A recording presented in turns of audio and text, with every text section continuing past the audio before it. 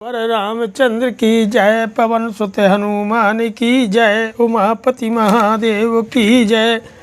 ओम युद्धकांडे एकविंशः सर्गः। युद्धकांड के 21वें सर्ग में श्री राम का समुद्र के तट पर कुशव छाकर 3 दिनों तक धरना देने पर भी समुद्र के दर्शन न देने से कुपित होकर के उसे बाण मारकर विक्षुब्ध कर देने का वर्णन किया गया है। ततः सागर बेलायां दर्भानास्तीर्य राघव अंजलिम प्राङ्मुखा कृत्वा प्रतिशिष्ये महोदधे। इसके बाद श्री रघुनाथ जी समुद्र के तट पर कुशव छा करके महासागर के समान समक्ष हाथ जोड़ करके पूर्वाभिमुख हो वहाँ लेट गए। बाहुं भुजंग भोगा अभमुपधायारिशूदनः जात रूपमयिश्चैव भूषणैर्भूषितं पुरा। उस समय शत्रुसूदन श्री राम ने सर्व के शरीर की भांति कोमल और वनवास के पहले सोने के बने हुए सुंदर आभूषणों से सब भूषित रहने वाली अपनी एक बाह को तकिया बना रखा था। मणिकांचन केयूर मुक्ता प्रवर भूषणई भुजई परम नारीणाम अभिमृष्टमनेकधा। अयोध्या में रहते समय मातृकोटि की अनेक उत्तम नारियां मणि और सुवर्ण के बने हुए केयूरों तथा मोती के श्रेष्ठाभूषणों से विभूषित अपने कर कमलों द्वारा नहलाने धुलाने आदि के समय अनेक बार श्री राम की उस बाहें को सहलाती और दबाती थीं। चंदना गुरुविश्चैव पुरस्तादभिषेवितं बालशूरप्रकाशैश्च चन्दनैरूपशोभितं शयने चोत्तमाङ्गेन सीतायाः शोभितं पुरा। तक्षकस्येव संभोगम गंगा जलन सेवितम। पहले चंदन और अगुर ने से उस बाह की सेवा होती थी। प्रातः काल के सूर्य की सी कांति वाले लाल चंदन उसकी शोभा बढ़ाते थे। सीता हरण से पहले शयन काल में सीता का सिर उस बाह की शोभा बढ़ाता था और श्वेत सैया पर स्थित एवं लाल चंदन से चर्चित हुई वह बाह गंगा जल में निवास करने वाले तक्षक के शरीर की भांति शोभित होती थी।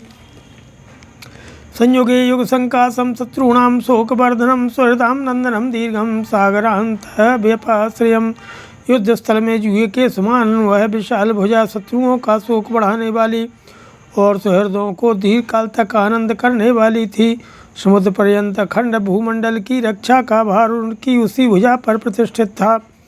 असुता च पुनः सभ्यम जघात बेहतत्वचम दक्षिणो दक्षिणं बाहुं महापरिगसन्निभं गोसहस्र प्रदातारं उपधाय भुजं महत् अद्य मे तरणं वातो मरणं सागरस्य वा।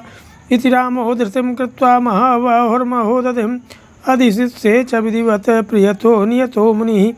बाईं ओर को बारंबार बाण चलाने के कारण प्रत्यंचा के आघात से जिसकी त्वचा पर रगड़ पड़ गई थी, जो विशाल परिघ के समान सुदृढ़ एवं बलिष्ठ थी, तथा जिसके द्वारा उन्होंने सहस्त्रों गंगों का दान किया था, उस विशाल दाहिनी भुजा का तकिया लगा करके उदारता आदि गुणों से युक्त महाबाहु श्री राम आज या तो मैं समुद्र के पार जाऊंगा या मेरे द्वारा समुद्र का संहार होगा, ऐसा निश्चय करके मौन हो मन वाणी और शरीर को संयम में रखकर महासागर को अनुकूल करने के उद्देश्य से विधिपूर्वक धरना देते हुए उस कुशासन पर सो गए।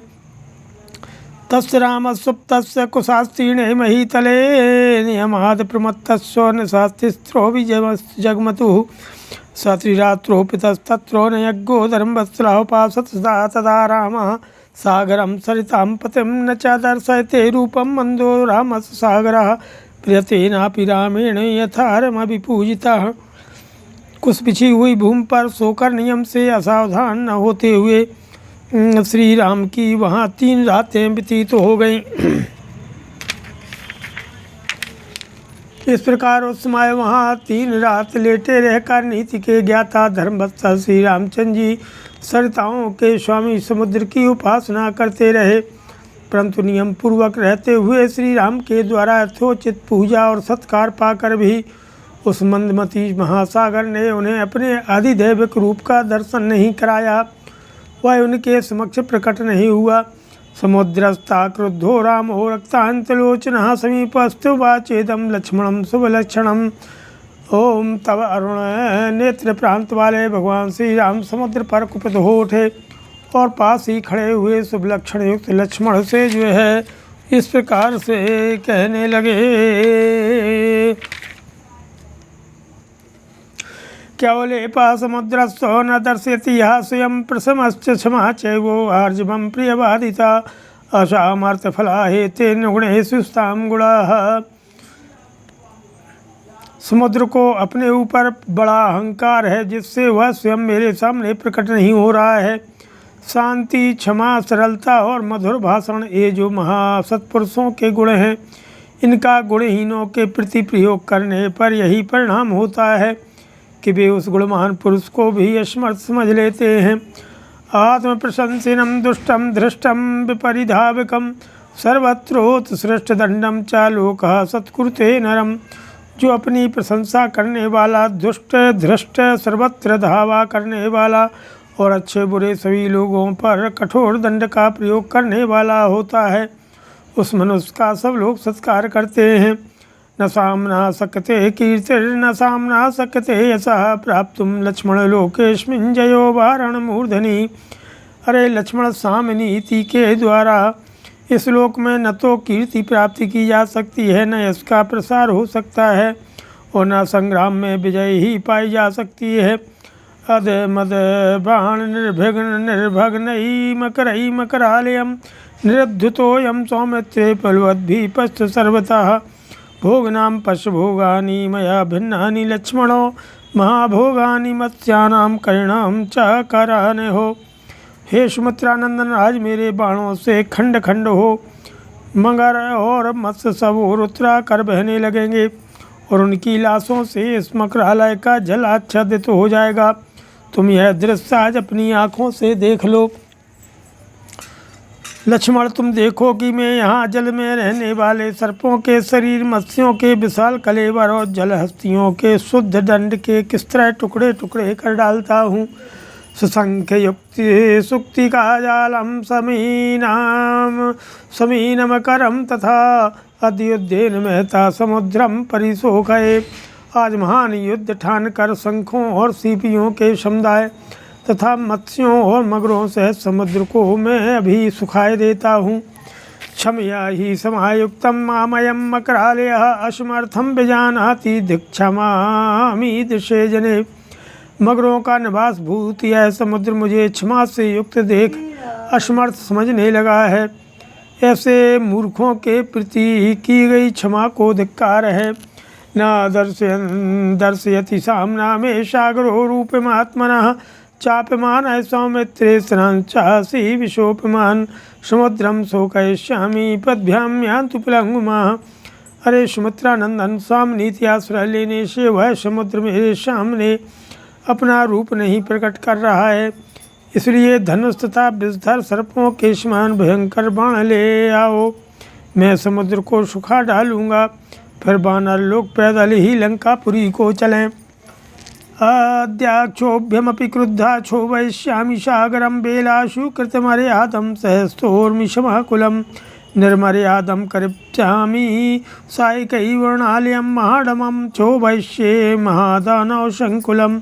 यद्यपि समुद्र को अक्षोभ्य कहा गया है, फिर भी आज कुपित होकर मैं इसे विक्षुब्ध कर दूंगा। इसमें सहस्त्रों तरंगें उठती रहती हैं, फिर भी यह सदा अपने तट की मर्यादा में ही रहता है, किंतु अपने बाणों से मारकर मैं इसकी मर्यादा नष्ट कर दूंगा। बड़े बड़े दानवों से भरे हुए इस महासागर में हलचल मचा दूंगा, तूफान ला दूंगा। यो मुक्ता धनुष्पाणि क्रोध विस्फारिते क्षणा बभूव रामो दुर्धर्षो युगान्ताग्निर्ज्वलन। यों कहकर के दुर्धर्ष वीर भगवान श्री राम ने हाथ में धनुष ले लिया। वे क्रोध से आंखें फाड़ फाड़ कर देखने लगे और प्रलय अग्नि के समान प्रज्वलित हो उठे। संपीड्य च धनुर्घोरम कंपयित्वा शरैर्जगत् मुमोच विशिखानुग्रान् वज्रान्यस्तक्रतुः ते ज्वलन्तो महावेगास्तेजसा सायकोत्तमः प्रविशन्ति समुद्रस्य जलम वित्रस्तपन्नगम। उन्होंने अपने भयंकर धनुष को धीरे से दबाकर उस पर प्रत्यंचा चढ़ा दी उसकी टंकार से सारे जगत को कंपित करते हुए बड़े भयंकर बाण छोड़े, मानो इंद्र ने बहुत से वज्रों का प्रहार किया हो। तेज से प्रज्वलित होते हुए वे महान वेगशाली श्रेष्ठ बाण समुद्र के जल में घुस गए। वहाँ रहने वाले सर्प भय से थर्रा उठे। तो ये वेगा समुद्रस्व समीनम करो महान सब भू महाघोरा समारुतरवस्थता। मत्स्यों और मगरों सहित महासागर के जल का महान वेग सहसा अत्यंत भयंकर हो गया। वहाँ तूफान का कोलाहल सा छा गया। महोर विमाला वितता संके सुक्ति समावृता सधूमा परिवृतोर्मी सहसासीन महोदधि। बड़ी बड़ी त्रयमालाओं से सारा समुद्र व्याप्त हो उठा। शंख और सीपियाँ पानी के ऊपर छा गई। वहाँ धुआं उठने लगा और सारे महासागर में सहसा बड़ी बड़ी लहरें चक्कर काटने लगी कि व्यथिता पन्नगा श्वासन दीप्ता सा दीप्तिलोचना दानवास महावीरिया पाताल तलभाषिना। चमकीले फन और दीप्तिशाली नेत्रों वाले सर्प व्यथित हो उठे तथा पाताल में रहने वाले महापराक्रमी दानव भी व्याकुल हो गए। ऊर्मया सिंधुराजस्व शनक्रम करास्तथा विंध्य मंदर संकाशः समुत्पेतु सहस्रशः आघूर्णित तरंगौघा संभ्रांतो रगराक्षसः उद्वर्तित महाग्राह सघोषो वर्णालयः। सिंधुराज की सहस्रों लहरें जो विंध्याचल और मंदराचल के समान विशाल एवं विस्तृत थी, नाकों और मकरों को साथ ले ऊपर को उठने लगी। सागर की उत्ताल तरंगमालाएं झूमने और चक्कर काटने लगी। वहाँ निवास करने वाले नाग और राक्षस घबरा गए। बड़े बड़े ग्राह ऊपर को उछलने लगे तथा वरुण के निवास भूत समुद्र में सब और भारी कोलाहल मच गया। तथा स्तुतम राघव मुग्रवेगम प्रकर्षमाणम धनुरप्रमेयम सौमित्रिरुत्पत्ति विनिश्वसंतम मामेति चोक्त्वा धनुरालवम लंबे। इसके बाद श्री रघुनाथ जी रोज से लंबी सांस लेते हुए अपने भयंकर वेगशाली अनुपम धनुष को पुनः खींचने लगे। यह देख सुमित्रा कुमार लक्ष्मण उछलकर उनके पास जा पहुँचे और बस अब नहीं ऐसा कहते हुए उन्होंने उनका धनुष पकड़ लिया। ये तद्विनापि हृदय विदेस्तवाद्यो संपत्स्यते वीरतमस्य कार्यम भवद्विधा क्रोधवशं नयान्ति दीर्घं भवान् पश्यतु साधुवृत्तम् अन्तरेतैश्चापि यथान्तरिक्षे ब्रह्मर्षिभिश्च सुरर्षिभिश्च शब्दः कृतः कष्टमिति ब्रुवद्भिः मामेति चोक्त्वा महताश्वरेण। फिर वे बोले, भैया आप भी श्रोमणि हैं, इस समुद्र को नष्ट किए बिना भी आपका कार्य संपन्न हो जाएगा। आप जैसे महापुरुष क्रोध के अधीन नहीं होते हैं। अब आप स्वर्ग दीर्घ काल तक उपयोग में लाए जाने वाले किसी अच्छे उपाय पर दृष्टि डालें, कोई दूसरी उत्तम युक्ति सोचें। इसी समय अंतरिक्ष में अव्यक्त रूप से स्थित महर्षियों और देवर्षियों ने भी हाय यह तो बड़े कष्ट की बात है ऐसा कहते हुए अब नहीं कहकर बड़े जोर से कोलाहल किया। श्रीमद् रामायणे वाल्मीकि आदि काव्ये युद्धकांडे 21 सर्गः। नमः ओम।